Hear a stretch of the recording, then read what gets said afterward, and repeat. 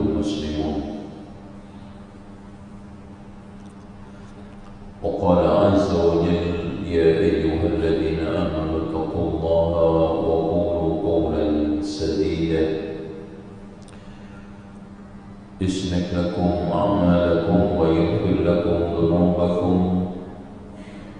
ومن يطع الله ورسوله فقد فاز فوزا عظيما.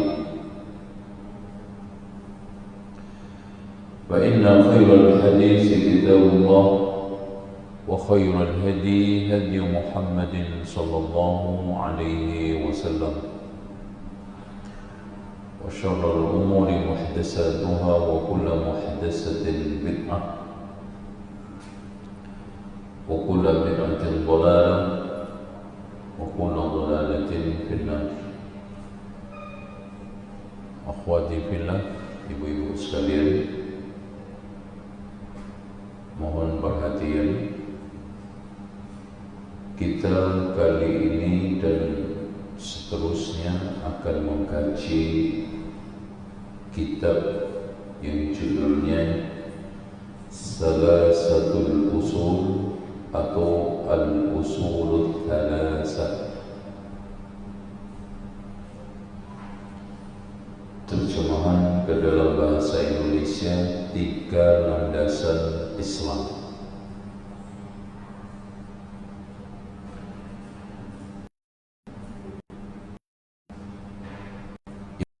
Yang dimaksudkan 3 landasan: ma'rifatullah, mengenal Allah; yang ma'rifatun Nabi, mengenal Nabi Muhammad; ma'rifatul dinil Islam, mengenal agama Islam. Ini adalah urgent, ini adalah penting, ini inti ajaran Islam.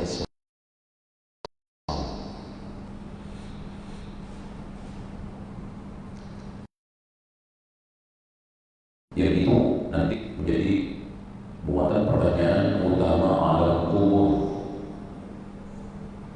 Man rabbuka,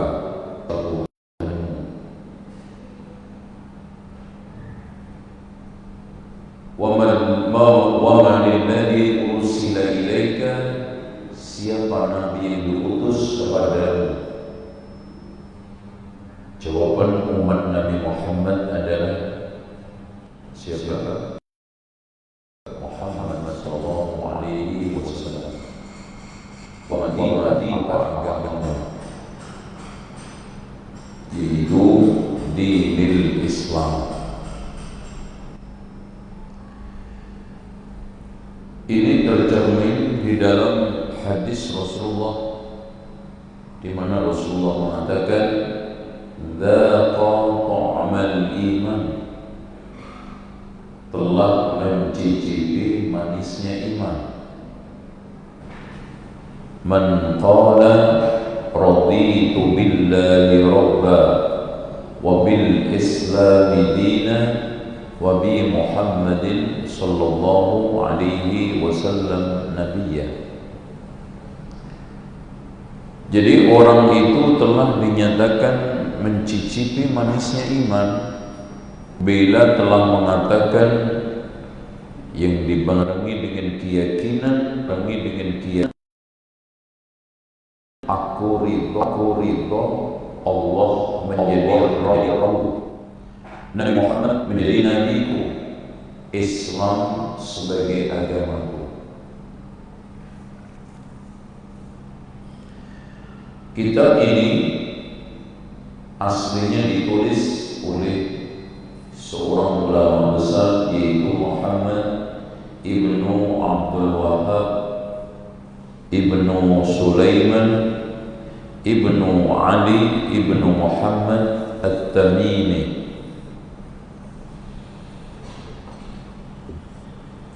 Ya, coba ya.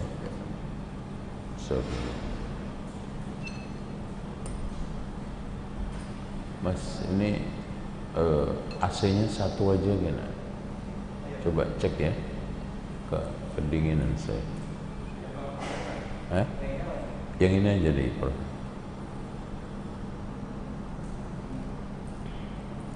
Ibu-ibu tadi penulisnya siapa namanya? Muhammad Ibnu Abdul Wahab Ibnu Ali Ibnu Muhammad At-Tamimi.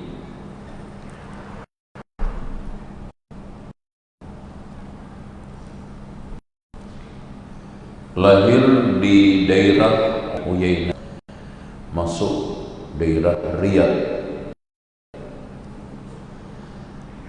tahun 1015 ya. Kemudian wafat tahun 1206. Cukup saya kira itu. Kita langsung memasuki kitabnya. Bismillahirrahmanirrahim. Sudah menjadi tradisi setiap ulama, dan ini sunnah, mengawali kitab itu dengan bismillah. Termasuk surat juga bismillah. Sebab Nabi Sulaiman yang dikirimkan kepada Balqis, innahu min Sulaiman wa innahu bismillahirrahmanirrahim alla ta'alu alayya wa'tuni muslimin. Jadi Nabi Sulaiman mengirim surat ke Balqis untuk takluk di bawah kekuasaan kerajaan Nabi Sulaiman dengan mengawali bismillah.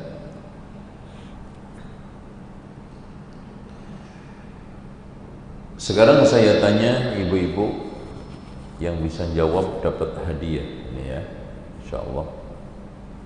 Nanti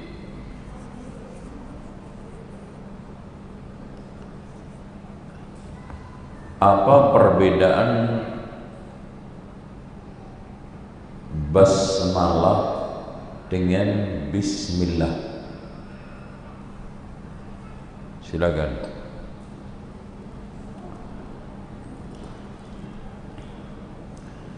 Kalau ibu ke toilet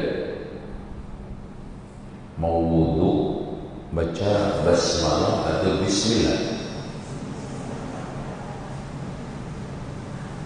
Ini ada orangnya enggak ya? Mas coba tengok Mas, ada orangnya enggak? Ada. Kok perasaan enggak ada orang? Mbak, kalau mau wudu, Rasulullah mengatakan la wudu'a liman lam yadhkur ismallah. Tidak ada wudu bagi orang yang tidak menyebut nama Allah.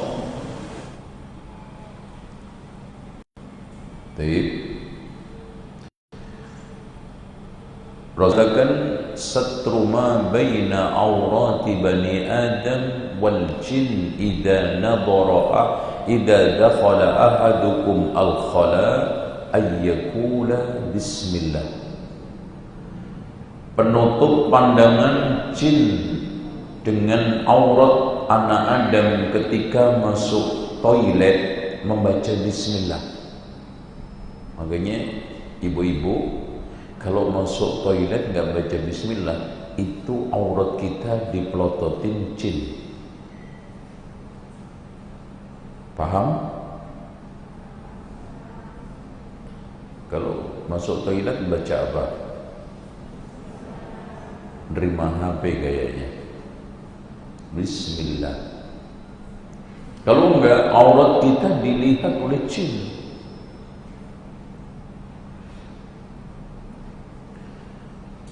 Kalau ibu-ibu kepleset jatuh, baca apa? Baca apa? Hah? Baca apa?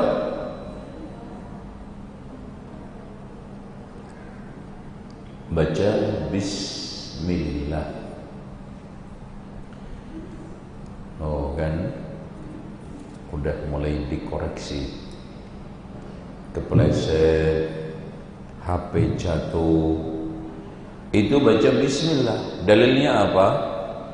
Tukang sisirnya Fir'aun, anaknya Fir'aun.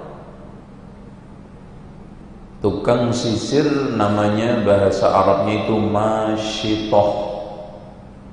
Jadi masyitoh itu bukan nama orang, tapi nama profesi. Artinya tukang sisir. Makanya kalau punya anak perempuan jangan diberi nama masyitoh. Ikhlas banget punya anak cuman tukang sisir. Ya. Itu masyitoh. Namanya harsal. Masyitoh itu namanya harsal. Karena orang yang mengikuti dakwahnya Nabi Musa itu dua, Asia yaitu istri Fir'aun, sama Harsal tukang sisirnya anak-anak masih ini Fir'aun. Itu ketika sisirnya jatuh baca bismillah. Kan gitu. Bukan astagfirullah. Itu. Dan pernah Rasulullah boncengan dengan sahabat, kendaraannya terpleset. Sahabat yang dibonceng mengatakan ta'isas syaitan, kurang ajar setan. Langsung Rasulullah menegur, jangan mengatakan kurang ajar setan, dia akan membesar. Katakan bismillah. Berarti kalau kepleset jatuh baca apa? Bismillah. Itu. Kalau lamaran diterima baca apa? Hah? Benar itu? Kok alhamdulillah? Yang benar alhamdulillah atau innalillahi wa inna ilaihi raji'un? Oke. Dari sini ibu-ibu, mbak-mbak, terang perbedaan antara bismillah dengan basmalah. Kalau bismillah itu menyebut nama Allah mana saja yang 99, itu bismillah. Kalau basmalah itu bismillahirrahmanirrahim. Paham? Oke. Nah, ketika kita mulai pekerjaan baik, itu dianjurkan untuk membaca bismillah. Ketika berhubungan suami istri, baca bismillah, Allahumma jannibni syaitan wa jannibis syaitani ma razaqtana. Masuk toilet bismillah, Allahumma inni a'udzubika minal khubusi wal khaba'is. Tuh ya. Benar enggak Mbak doanya masuk toilet? Bismika Allahumma amutu apa Allahumma inni? Bismika Allahumma amutu wa ahya. Itu doa apa? Doa mau ngaji. Udah berdoa belum semua? Bismika Allahumma amutu. Di dalam, tolong diperhatikan Mbak, doa tidur ini di dalam Sahih Bukhari, lafadznya itu didahulukan bismika Allahumma amutu wa ahya. Mati dulu baru bangun. Dan itu siklus tidur dulu baru bangun. Ibu-ibu kalau tidur bangun dulu atau tidur dulu? Tidur baru bangun. Amutu wa ahya. Karena kata Rasulullah SAW, an-naumu akhul maut, tidur itu saudaranya mati. Makanya orang yang tidur itu sudah mirip kayak orang mati. di Citak nggak tahu, ada gempa nggak ngerti, kanan kirinya sudah hilang. Ya. Baik. Sekarang kita kupas Bismillahirrahmanirrahim. Ba di situ adalah ba berfungsi untuk tabarruk, mencari keberkahan. Kenapa? Karena kullu amrin dibalin la yuktada'u bi bismillah fahuwa abtar. Segala perkara kalau tidak dimulai dengan bismillah maka terputus. Makanya kita harus mulai apa? Bismillah. Mau nulis bismillah, mau ngajar bismillah, mau makan bismillah, mau minum bismillah, mau ghibah bismillah. Benar nggak Mbak? Ghibah bismillah nggak? Habis selesai ghibah kafaratul majlis, subhanakallahumma wa bihamdika, itu sama aja mau judi baca bismillah, selesai judi subhanakallahumma wa bihamdika asyhadu. Enggak mungkin, maksiat itu tidak akan bisa dibenarkan dengan doa. Ya.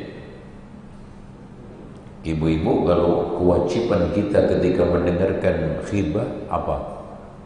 Kewajiban kita ketika mendengarkan ghibah apa? Apa? Apa? Mengiyakan. Apa? Yang kencang.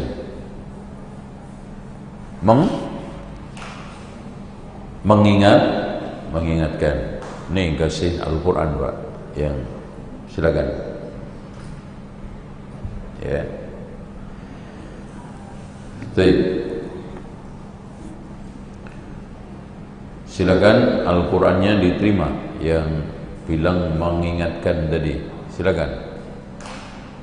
Enggak ada. Ya, silakan.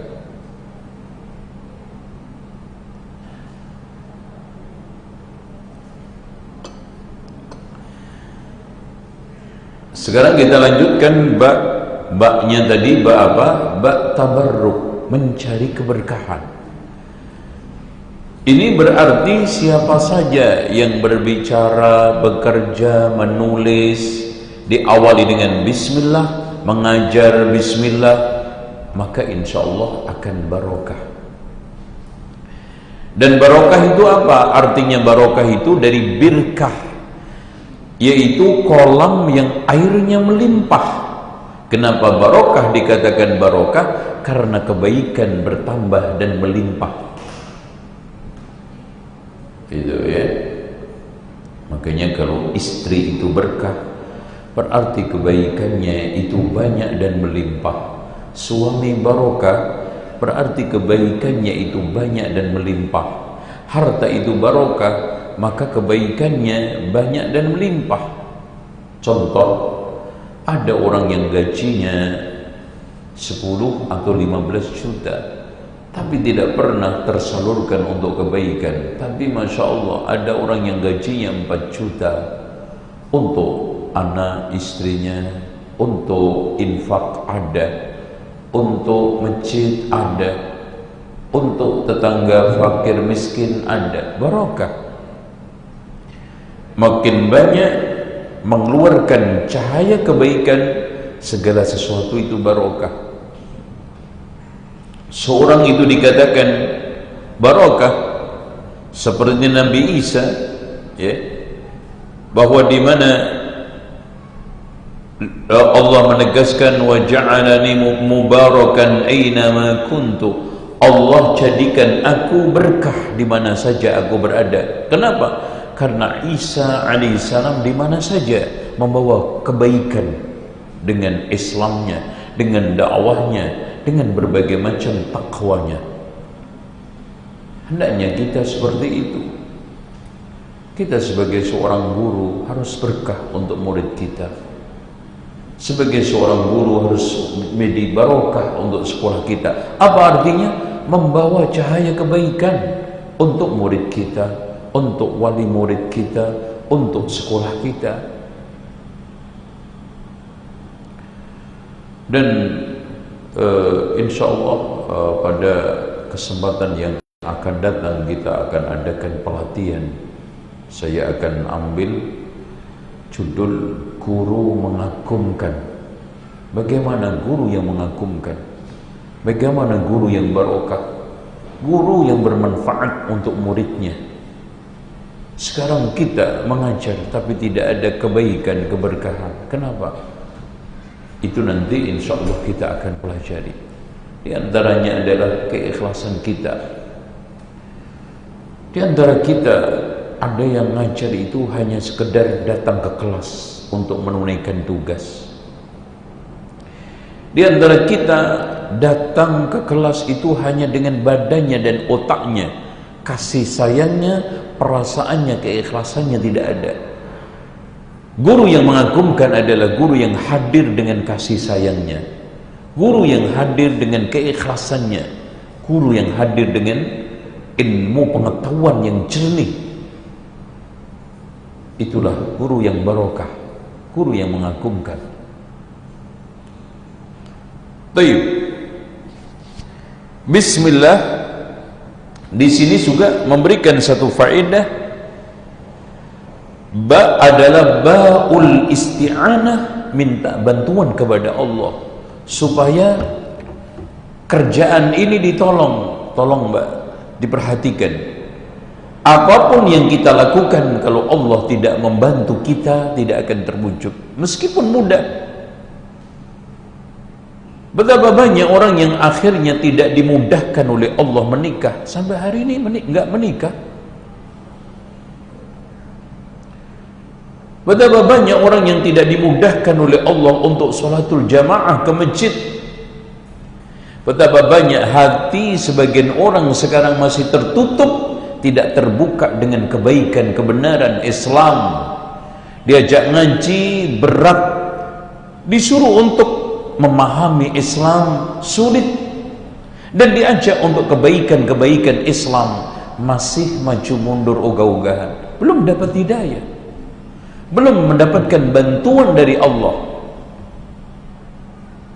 Makanya Rasulullah SAW mengajak kepada kita, ihris ala ma yanfa'u, berusahalah mengejar sesuatu yang bermanfaat untuk dirimu, wasta'in billah, minta bantuanlah kepada Allah, wala ta'jaz, di dalam hidup ini jangan serba lemah. Makanya minta bantuan kepada Allah supaya kuat, supaya tegar, supaya teguh di hadapan berbagai macam ujian. Gak mungkin Mbak orang yang hidup ini tanpa ujian. Makanya jangan gembira dengan musibah temanmu. Suatu ketika kamu diuji dengannya dan dia dibebaskan oleh Allah dari ujian tersebut. Tolong diperhatikan itu. Dalam suatu hadis, la tushmit bi akhika fayabtaliyat wa yu'afi. Jangan kamu bergembira dengan musibah saudaramu, kamu akan ditimpa dengan musibah serupa dan Allah bebaskan dia dari musibah itu. Makanya ini perhatian buat orang yang suka senang dengan musibah, kesusahan orang lain. Kenapa? Karena sebagian orang itu ada yang mentalnya itu mental SMS. Senang melihat orang susah, susah melihat orang senang. Bener nggak? Bener nggak Mbak? Senang melihat orang susah, susah melihat orang senang. Oh, senang sedikit, oh ada aja yang dikunjing, dihasati, digibahi. Kalau sudah susah, wah dia seneng. Oh syukurin loh, kapok loh, nyungsep. Ini adalah manusia yang tidak ada kebaikan di dalam dirinya untuk saudaranya. ini menolong setan untuk mencelakakan saudaranya sendiri. Na'udzubillah. Makanya ibu-ibu, kalau mendengar saudara kita teruji, kalau kita tidak bisa mendoakan, minimal jangan nyukuri. Paham? Doakan, ya Allah, mudah-mudahan alhamdulillahilladzi afani mimma ibtala. Ya Allah, alhamdulillah engkau jauhkan aku dari ujian yang dia timpa. Itu alhamdulillah ya Allah, kau telah bebaskan aku dari ujian yang menimpa orang tersebut, saudaraku. Itu doanya. Baik.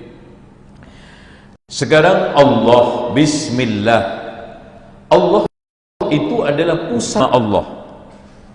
Jadi makanya hampir di seluruh Al-Quran dan Sunnah, Allah ketika mengawali namanya itu dengan Allah, seperti Allah la ilaha illa huwal hayyul qayyum la ta'khudhuhu sinatun wa la nawm lahu ma fis samawati wa ma fil ard man alladhi yashfa'u 'indahu illa bi'idhnihi ya'lamu ma bayna aydihim wa ma khalfahum wa la yuhituna bi shay'in min 'ilmihi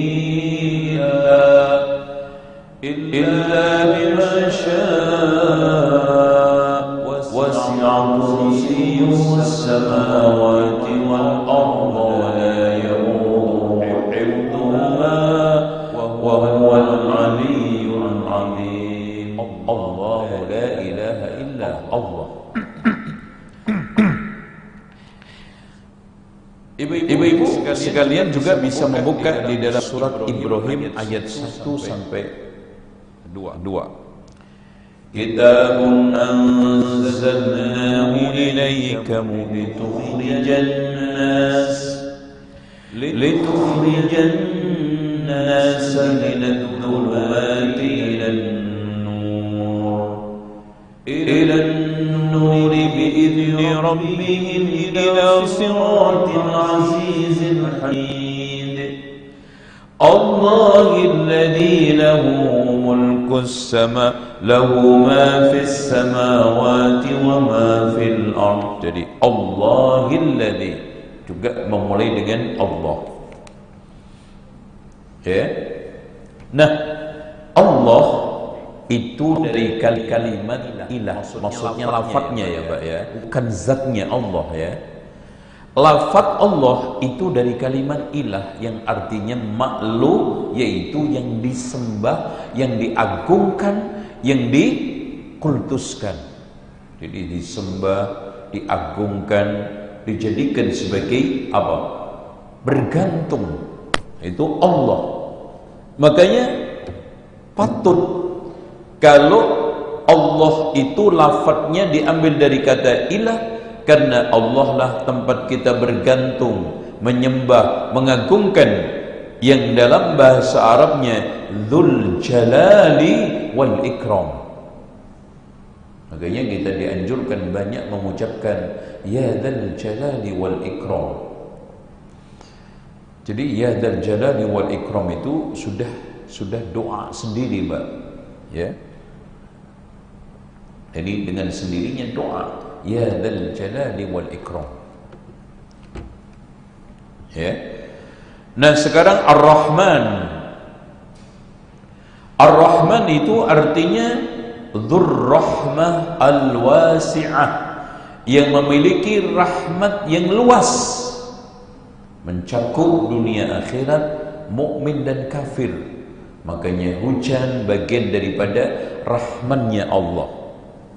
Muslim kafir dapat ya.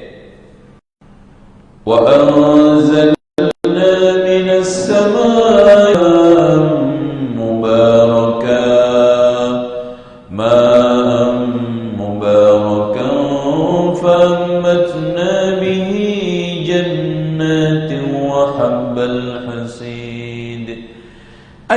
datang dari langit itu barokah, menimpa bumi, menumbuhkan tumbuhan.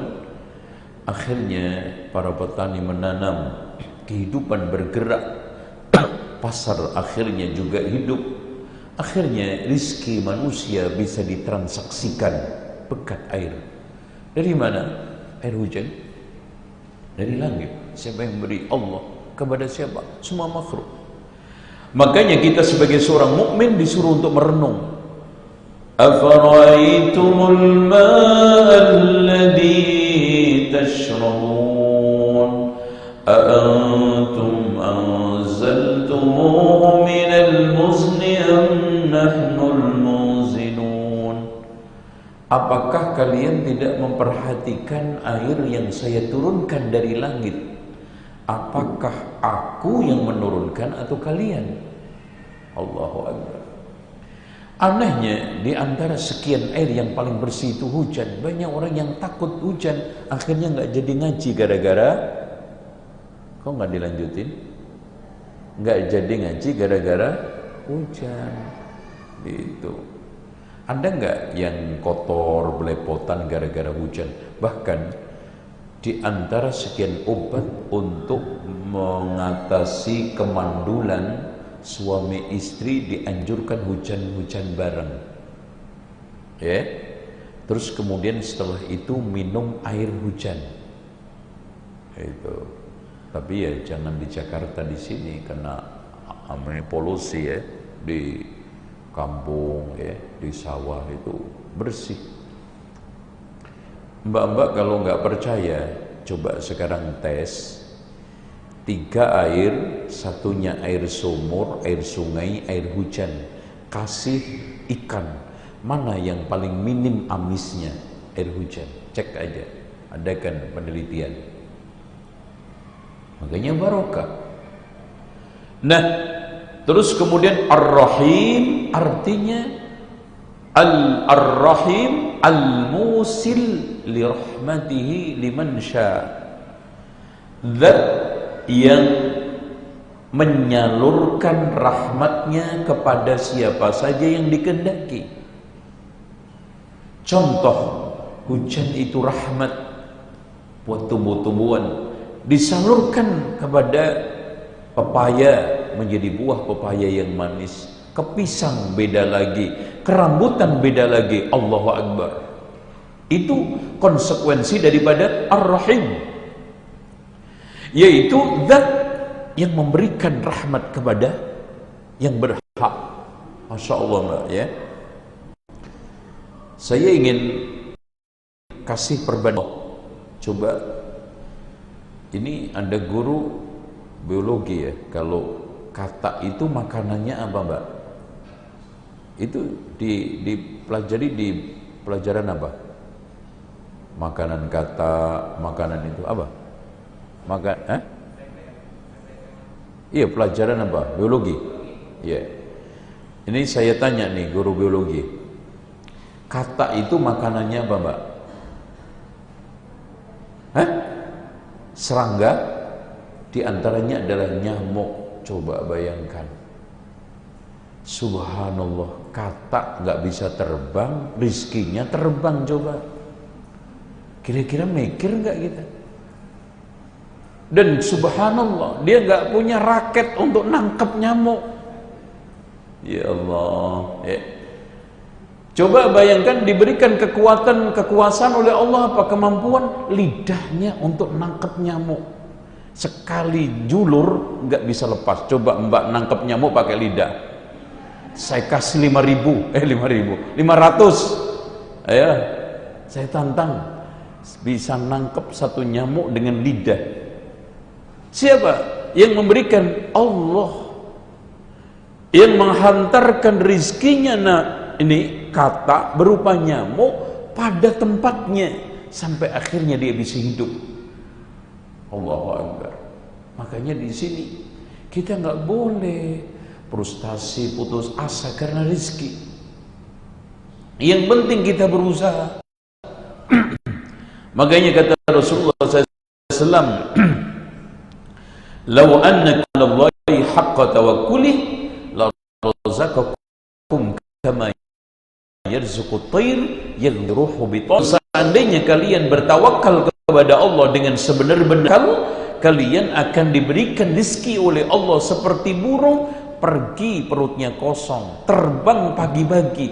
Kadang sebelum adzan subuh dia sudah bertawakal kepada Allah, mengerahkan usaha, sebab pulang kenyang.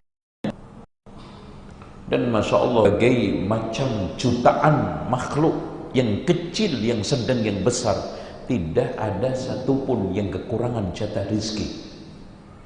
Allah yang menjamin. Wa ma min dabatin fil ardi illa 'ala Allahi rizquha. Tidaklah ada segala sesuatu yang melata di muka bumi ini melainkan Allah yang menjaminnya.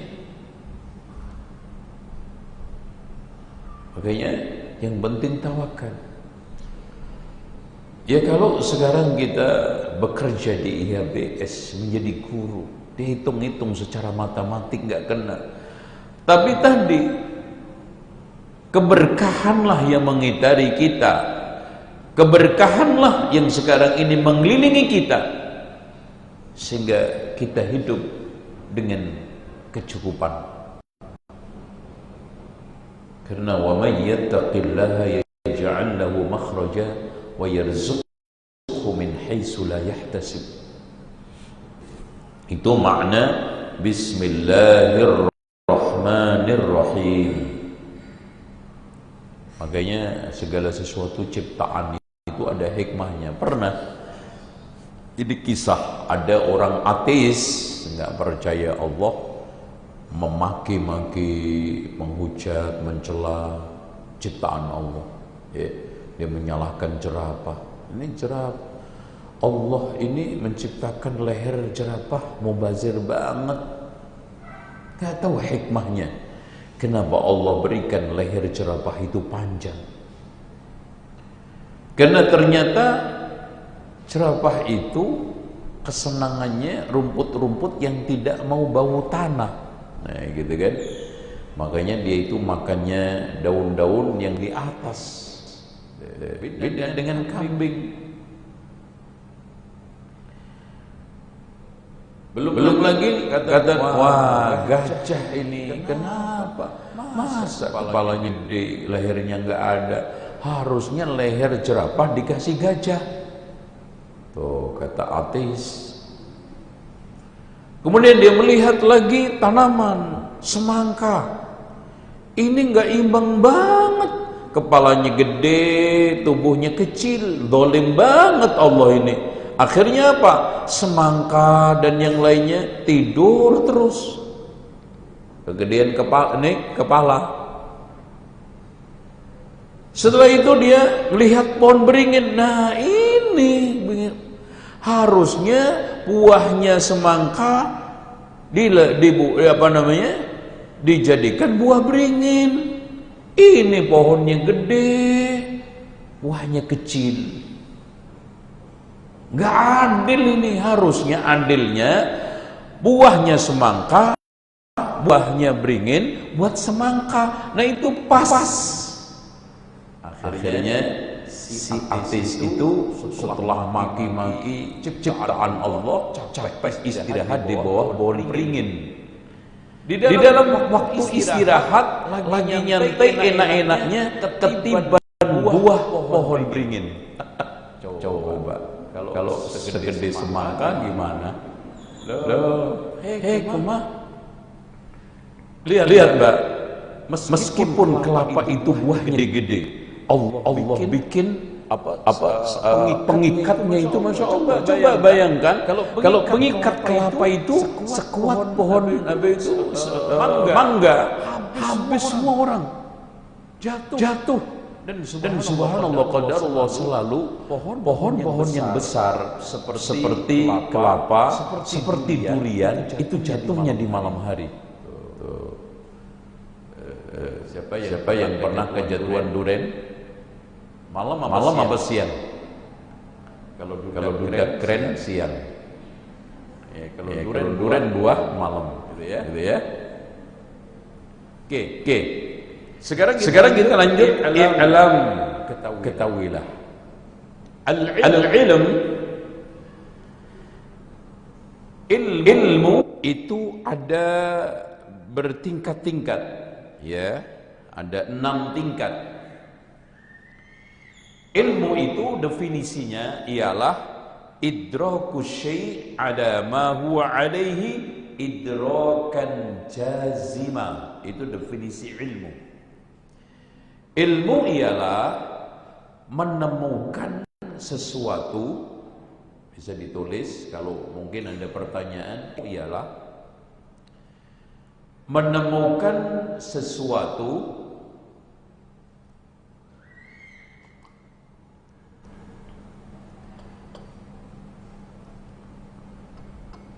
seperti yang diinginkan. Seperti yang diinginkan atau cocok dengan kenyataannya. Cocok dengan kenyataannya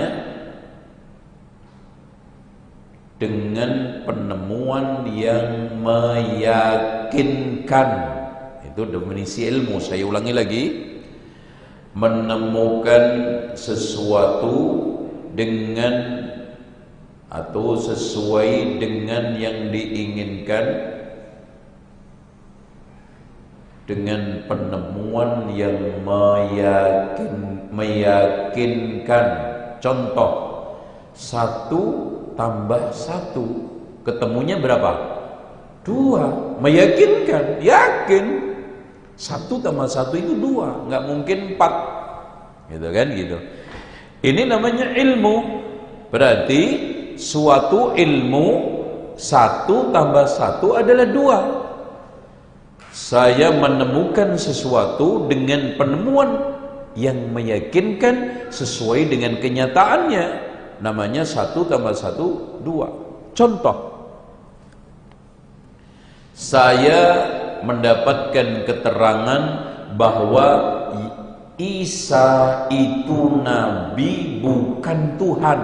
Nah, ini penemuan sesuai dengan kenyataan. Memang dia nabi, bukan Tuhan, meyakinkan. Berarti di sini kalau orang menemukan sesuatu tidak sesuai dengan kenyataan, Yesus Tuhan, berarti itu kebodohan. Makanya definisi bodoh ialah bodoh itu ada 2 macam. Bodoh biasa, yang keduanya bodoh kuadrat alias kompleks. Nah, bodoh biasa itu ialah tidak menemukan sesuatu sesuai dengan kenyataan. Itu bodoh, tidak tahu maksudnya, gitu loh, Mbak. Contoh, ditanya, Mbak, pernah enggak melihat Hotel Hilton di Mekah? Tidak. Nah, itu tidak menemukan sesuatu sesuai dengan kenyataan, begitu. Nah, kalau jahil murakkab atau jahil bodoh kompleks atau kuadrat, menemukan sesuatu menyelisihi kenyataannya. Contoh, ditanya 2 tambah 2 berapa, Mbak? 10. Nah, itu kan menyelisihi kenyataannya, karena 2 tambah 2 itu 4, bukan 10. Itu namanya jahil murakkab. Ditanya, Isa itu Tuhan apa manusia? Tuhan. Menyelisihi kenyataannya, karena kenyataannya itu manusia, bukan Tuhan. Nah, gitu kan. Itu namanya jahlun murakkab, bodoh kuadrat. Tuh. Yang keempat kan, 1 ilmu, 2 bodoh biasa, 3 bodoh kuadrat alias murakkab, jahil murakkab. Yang keempat, al-wahmu, waham. Waham itu apa? Idraku syai' ma'ahtimali diddin rajih, menemukan sesuatu tetapi berlawanan dengan sesuatu yang lebih kuat. Menemukan sesuatu tapi berlawanan dengan sesuatu yang lebih kuat. Di sini ada dua perkara, yang satunya kuat, yang satunya lemah. Nah, kalau lebih condong kepada yang lemah, ini namanya waham. Kalau lebih condong kepada yang kuat, namanya dhon. Nah, ini tingkatan yang kelima adalah dhon. Dhon itu lebih mendekati kepada yang kuat. Kalau lebih mendekati kepada yang lemah, apa namanya tadi? Waham. Kalau mendekati sesuatu yang lebih kuat, namanya dhon. Nah, kalau sama, namanya syak, ragu-ragu. Contoh, ada orang dilamar ragu-ragu. Ini namanya syak. Antara menerima 50%, menolak juga 50%. Kenapa? Karena informasinya ke dalam otak dia itu sama-sama. Jeleknya 50%, baiknya juga 50%. Akhirnya ragu. Nah, kalau dia bisa menolak tidak, lemahnya itu lebih kuat, namanya waham. Kalau sekarang kekuatnya itu lebih, itu namanya zon. Kalau sama, namanya syak. Nah, ini ilmu jahal. Jahal itu ada dua, jahlun basit, yaitu bodoh biasa. Yang ketiganya jahlun murakkab, yaitu bodoh kuadrat alias kompleks. Yang keempatnya adalah waham. Yang kelimanya adalah apa tadi? Zon. Yang keenamnya syak. Itu tingkatan-tingkatan. Nah, sekarang ilmu secara umum itu dibagi menjadi dua. Ilmu secara umum itu dibagi menjadi dua. Yang pertama adalah ilmu daruri, ilmu darurat. Maksudnya ilmu yang faktual, tidak bisa dibantah. Contoh, es dingin, api panas. Itu ilmu daruri. Ya. Ilmu daruri, perempuan haid, laki-laki tidak haid, itu daruri. Semua orang tahu begitu loh, Mbak. Ilmu yang tidak perlu diketahuinya melalui proses pembelajaran, itu namanya daruri. Langit di atas, bumi di bawah. Air, ya, es pasti dingin, api pasti panas. Itu namanya daruri, alias fakta yang tidak bisa dibantah. Ilmu yang kedua itu ada ilmu yang namanya nadhari. Nadhari. Apa itu nadhari? Ilmu yang dibutuhkan untuk berpikir dan meneliti. Contoh, 3 kali 3, mikir kita. Itu namanya nadhari. Bagaimana Anda bisa beriman kepada malaikat? Nadhari, butuh dalil. Bagaimana tata cara sholat sesuai dengan sunnah Rasulullah? Butuh dipelajari. Ini namanya nadhari. Ya. I'lam rahimakallah. Ya, rahmat itu artinya, Mbak, tolong diperhatikan. Rahmat itu ialah kalau datang dari Allah, rahmat itu artinya pengampunan terhadap dosa-dosa masa lalu dan terjaga untuk tidak melakukan kesalahan di masa yang akan datang. Itu namanya rahmat. Jadi saya ulangi lagi, rahmat itu ialah diampuni oleh Allah dosa-dosa masa lalu, terjaga untuk tidak terjatuh kepada dosa-dosa yang akan datang. Makanya kalau kita diminta semoga Allah merahmatimu, artinya semoga Allah mengampuni dosa-dosamu masa lalu dan menjaga supaya tidak terjatuh pada dosa-dosa yang akan datang. Itu rahmat. Makanya wa ma arsalnaka illa rahmah. Rahmat itu Masya Allah luas, kebaikan yang Masya Allah. Nah, kalau sekarang ingin kita membedakan bedanya rahmat dengan maghfirah itu apa? Kalau rahmat itu terjaga dari dosa-dosa yang akan datang. Kalau maghfirah, pengampunan dosa-dosa yang masa yang lalu. Itu kalau kita bedakan antara rahmat dengan maghfirah. Tapi kalau hanya rahmat saja tanpa dibarengkan dengan maghfirah, itu artinya terjaga, diampuni dosa-dosa masa lalu, terjaga dosa-dosa yang akan datang. Itu rahmat. Berarti i'lam rahimakallahu annahu yajibu alaina ta'allumu arba'i masail.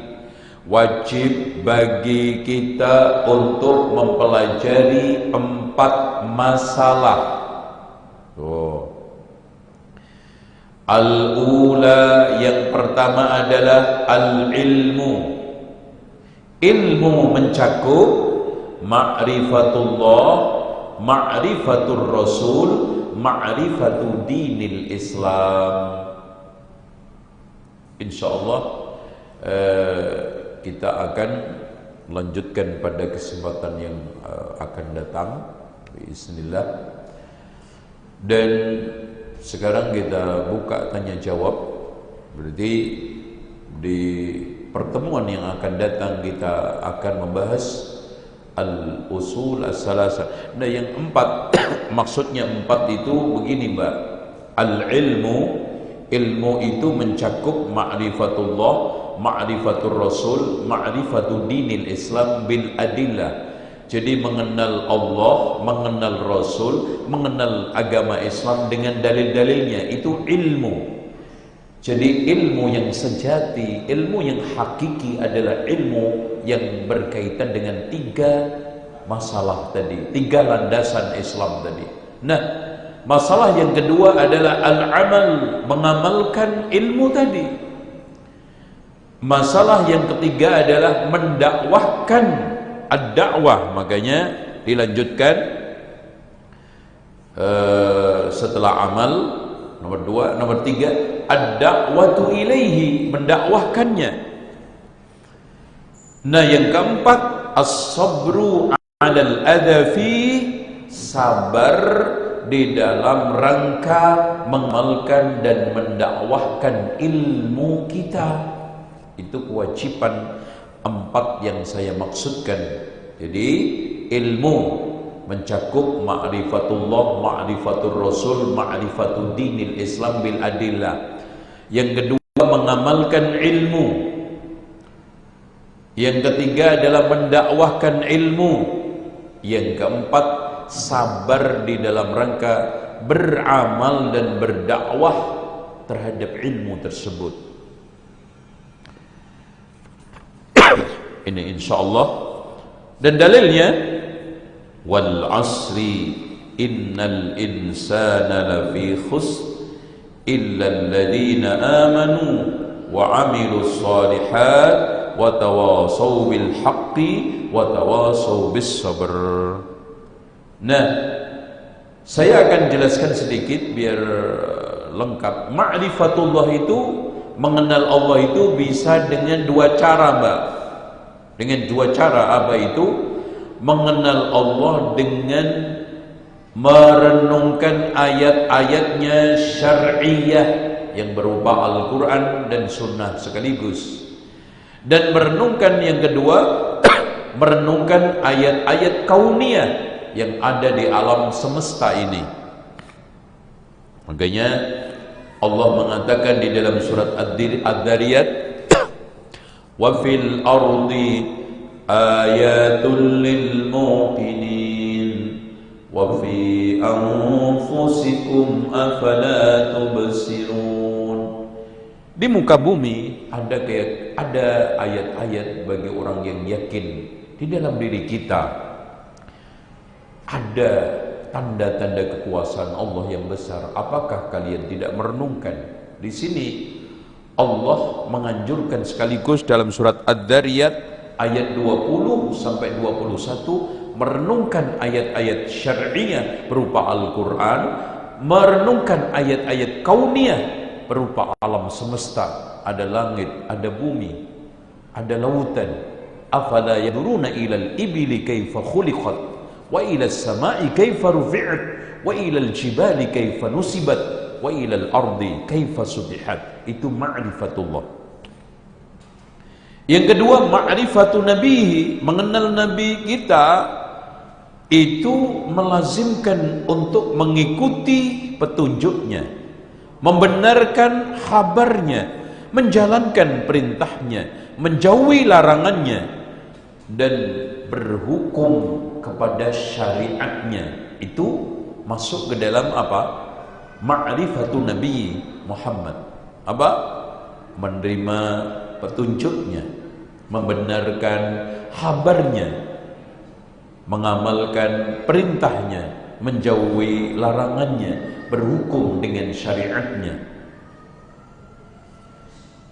Nah, di sini bisa ibu-ibu lihat surat An-Nisa ayat 65. Perintah kita untuk berhukum dengan putusan Rasulullah. Dan surat innama kana qaulal mu'minina idza du'u ila Allah wa rasulih liyahkuma bainahum an yaqulu sami'na wa ata'na wa ulaika humul muflihun. Baik. Terus kemudian yang ketiga adalah ma'rifatu dinil Islam. Saya ingin jelaskan Islam itu makna, ya. Makna Islam itu ada dua, Mbak. Makna umum dan makna khusus. Makna umum itu seluruh ketundukan beribadah dengan mengamalkan syariat Allah. Ketundukan beribadah dengan mengamalkan syariat Allah, itu Islam. Makanya kalau umatnya Nabi Ibrahim tunduk mengamalkan syariat Nabi Ibrahim, Muslim. Kalau umatnya Nabi Musa tunduk beribadah kepada Allah dengan syariatnya, maka Muslim. Tapi yang kedua, Islam makna khusus, yaitu tunduk kepada agama yang dibawa oleh Nabi Muhammad SAW. Makanya sejak itulah Rasulullah menutup nabi-nabi sebelumnya, berarti menutup risalahnya. Tidak ada nabi setelah Nabi Muhammad, tidak ada syariat kecuali syariatnya Nabi Muhammad, tidak ada risalah kecuali risalah Nabi Muhammad. Sehingga Islam makna khusus adalah Islam tunduk beribadah kepada Allah dengan mengamalkan syariat Nabi Muhammad. Kalau tidak Islam. Makanya inna dina indallahil Islam. Islamnya Nabi Muhammad. Wa man yabtaghi ghairal islami dinan falan yuqbala minhu wa huwa fil akhirati minal khasirin. Ya, surat Ali Imran ayat 19, surat Ali Imran ayat 85 menunjukkan bahwa Islam yang dimaksudkan adalah Islamnya Nabi Muhammad, selainnya tidak diterima. Bahkan Allah mengatakan di dalam surat Al-Maidah ayat 3, Al-yawma akmaltu lakum dinakum wa atmamtu alaikum ni'mati wa raditu lakumul islam dina. Islam yang sah menjadi agama kita adalah Islam yang dibawa oleh Nabi Muhammad, yang Rasulullah mengatakan radhiya wa bil islami dina wa bi Muhammadin sallallahu alaihi wasallam nabiyya. Ini satu paket. Allah, Islam, Nabi Muhammad, nggak bisa dipisahkan. Nah, bil adillah, dengan dalil-dalilnya. Jadi mbak-mbak sekalian, kita mengenal Allah, mengenal Rasul, mengenal dinul Islam itu harus pakai dalil. Makanya kita beragama itu mengabdi kepada dalil, bukan kepada nafsu, pendapat orang, otak-atik otak kita, tidak. Tapi bil adillah, dalil yang dimaksudkan yang dari akal, yang kedua nakli dari Al-Quran dan Sunnah, dan keduanya di dalam rangka untuk menampakkan kebenaran. Nah, kemudian as-saniyatu al-amalu bihi, as-salisatu yang ketiga ad-da'watu ilaihi, dan yang ketiganya as-sabru 'alal adha fi, sabar. Dan insyaallah di pertemuan yang akan datang kita akan tafsirkan surat Wal Asri, ya, sebagai dalil ma'rifatul kewajiban 4 tadi, ya. Dalil kewajiban 4, illal ladzina amanu ilmu wa amilus solihati amal wa tawasau bil haqqi da'wah wa tawasau bis sabri. 4 kewajiban ini dalilnya ada di dalam surat Al-Asr. Ilmu, amal, dakwah, sabar. Ini kewajiban 4. Ya, wallahu a'lam bishawab. Demikian, silakan bertanya. Wallahu.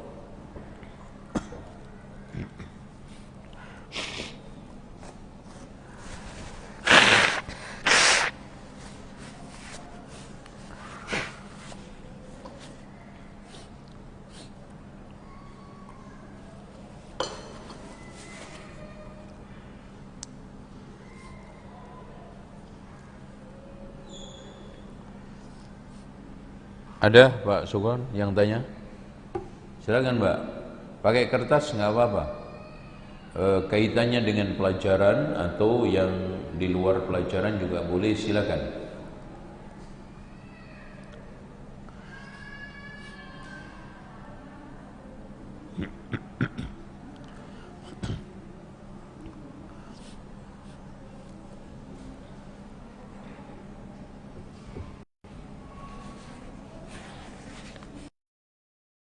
Baik, pertanyaan pertama, Afwan Ustaz, tolong diperhatikan, apa yang dimaksud dengan membenarkan apa ini? Membenarkan apa ya? Nah, dalam mengenal Nabi. Apa Mbak? Membenarkan apa ini Mas? Coba tulisannya kayak apoteker, ya. Coba bayangkan tulisan dibaca 2 orang aja nggak kena, coba hebat kan? Coba anak kira-kira begini, sambil yang lainnya nyusul. Yang dimaksudkan membenarkan Nabi Muhammad itu begini. Mengenal Nabi Muhammad itu dari mulai lahirnya, dilahirkan di Mekah pada tahun gajah. Kenapa? Karena setelah 51 hari serangan Abraha ke Mekah untuk menghancurkan Ka'bah, yang akhirnya Allah hancurkan dengan burung ababil, itu Rasulullah lahir setelah 51 hari peristiwa tersebut. Itu lahir hari Senin. Kemudian umur 25 tahun menikah dengan seorang janda kaya raya salihah, yaitu Khadijah. Pada tahun 35 atau umur 35 tahun mendapatkan gelar Al-Amin, karena beliau bisa bersikap adil dan amanah saat terjadi peletakan Hajar Aswad. Diangkat menjadi Nabi umur 40 tahun. Kemudian berdakwah di Mekah selama 13 tahun. Kemudian hijrah ke Madinah dan mendapatkan wahyu, berdakwah, berjihad selama 10 tahun. Lalu Rasulullah SAW menikah dengan 9 istri. Anak Rasulullah SAW ada beberapa, tetapi yang bertahan dan yang nanti akhirnya menurunkan turunannya adalah Fatimah, termasuk nanti yang hadir di akhir zaman namanya Imam Mahdi. Kata Rasulullah, Al-Mahdiyu minni, Mahdi itu dari saya, min waladi Fatimah, dari anak cucunya Fatimah. Kemudian Rasulullah SAW diwafatkan pada hari Senin, pada hari Senin tanggal 12 Rabiul Awal, hampir sama dengan wafatnya, ini lahirnya.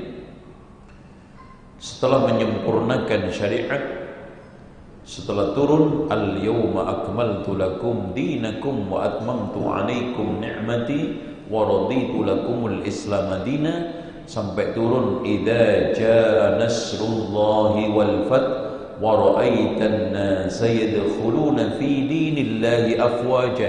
Ini surat yang paling akhir turun.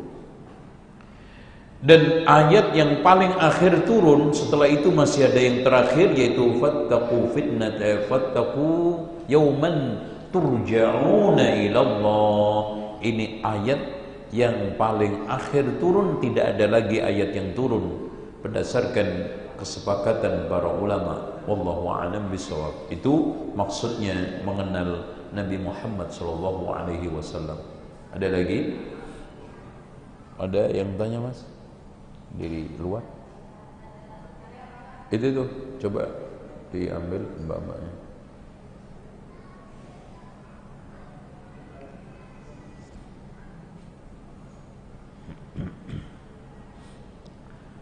Nanti kalau sudah masuk kajian akhwat ini di Transyogi ya, kita ngaji di sana nanti.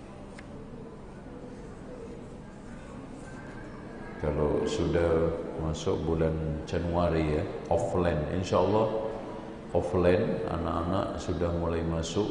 Kita rencanakan bulan Januari ya, makanya ibu-ibu guru siap-siap semua. Tuh, ini ada pertanyaan, apa yang dimaksud hadis man arafa nafsahu faqad arafa rabbahu? Ini hadisnya palsu.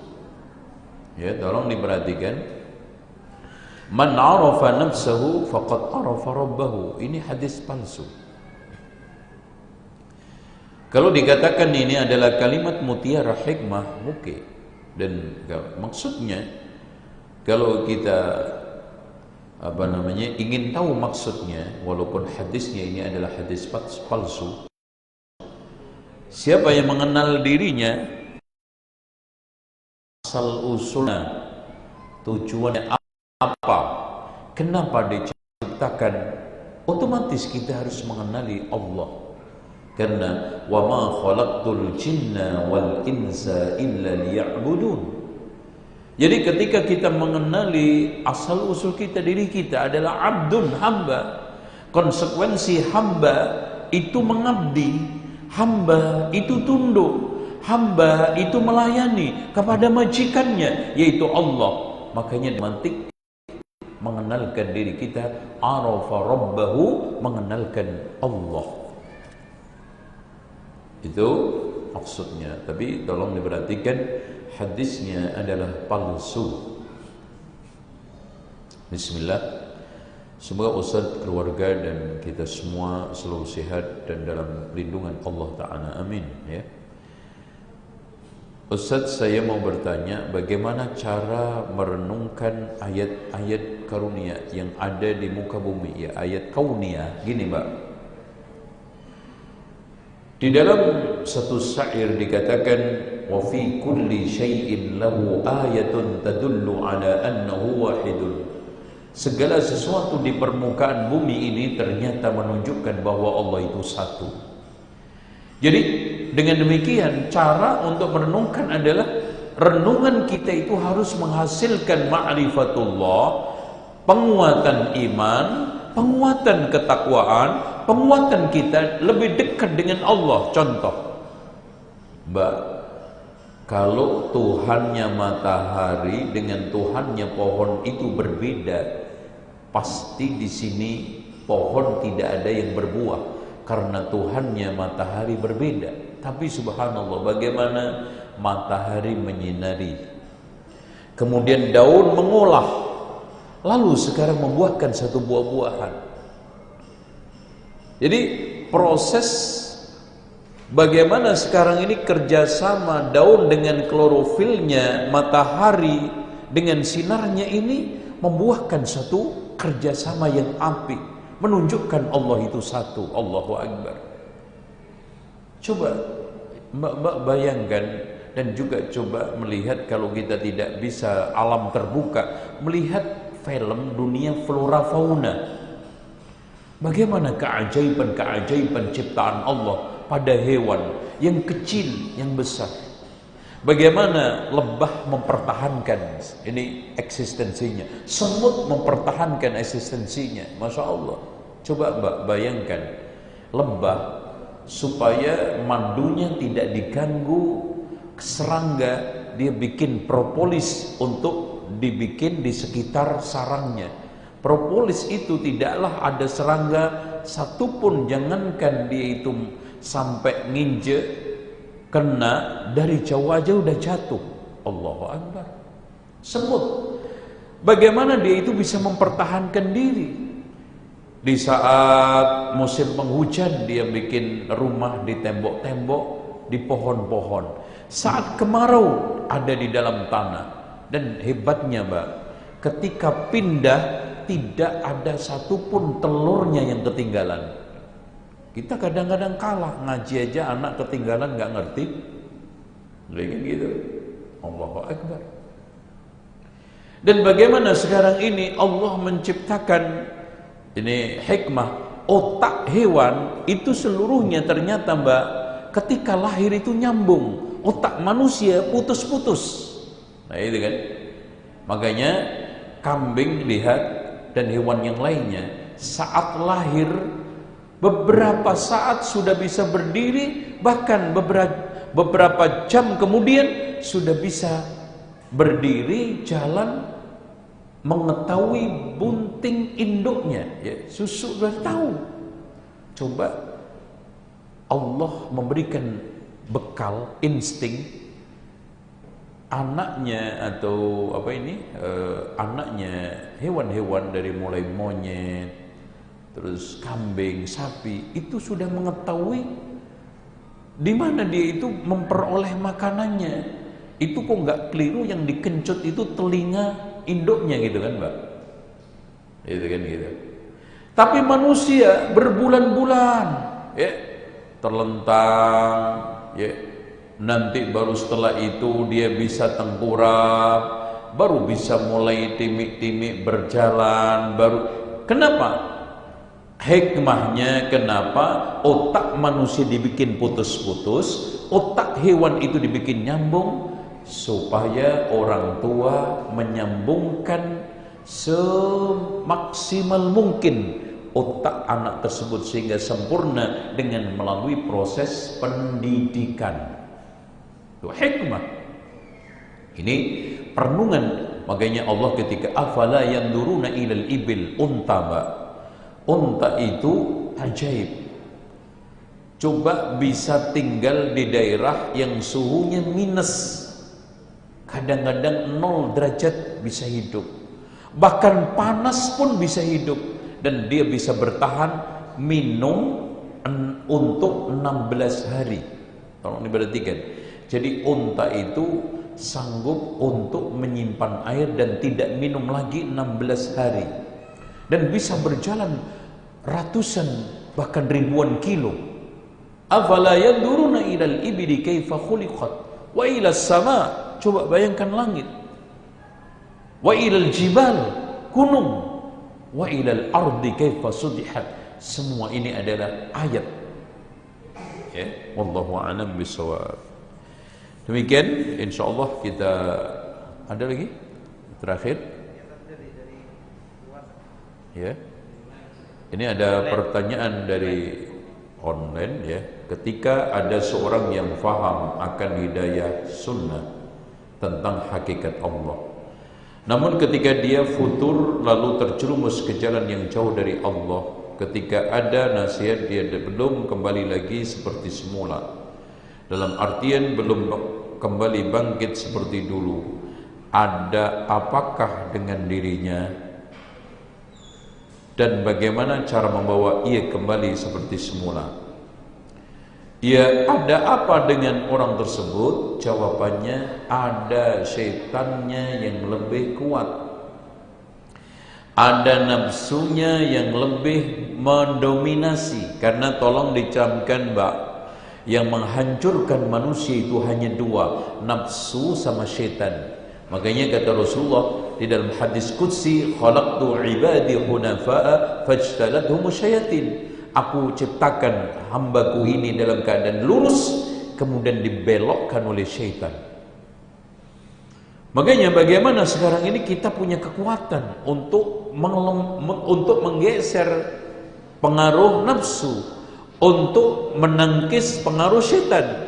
Yang Allah katakan, alam ahdi ilaikum ya bani Adam, ya bani Adam an la ta'budu syaitan innahu lakum aduwwun mubin.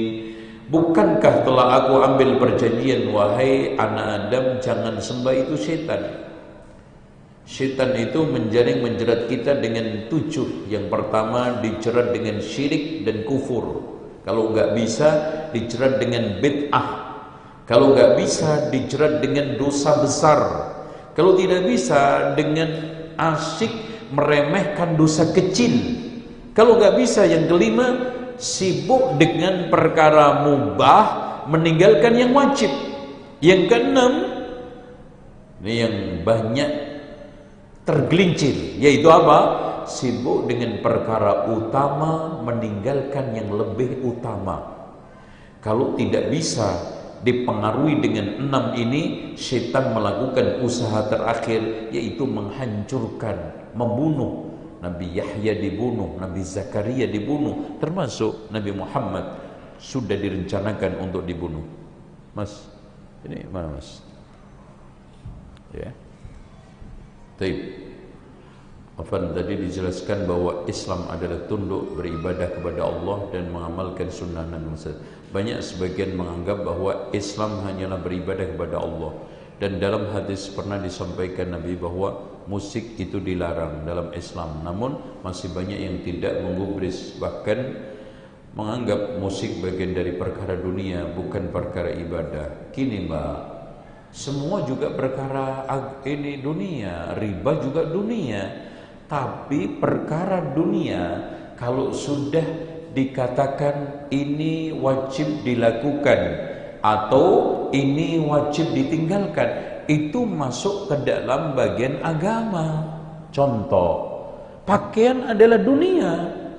Tapi kalau Islam sudah mengatakan jangan isbal, isbalnya ini sudah perkara agama.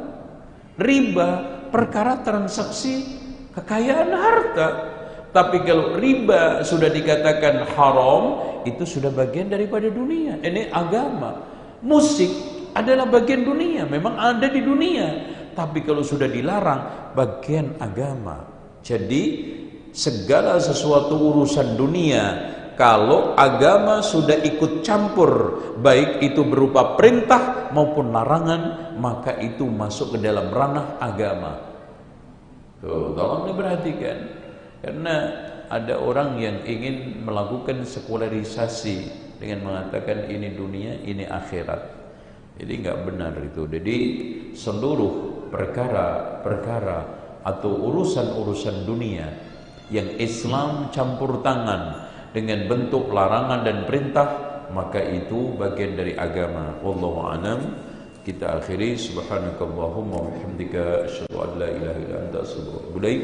Wassalamualaikum warahmatullahi wabarakatuh. Ini yang tanya tadi musik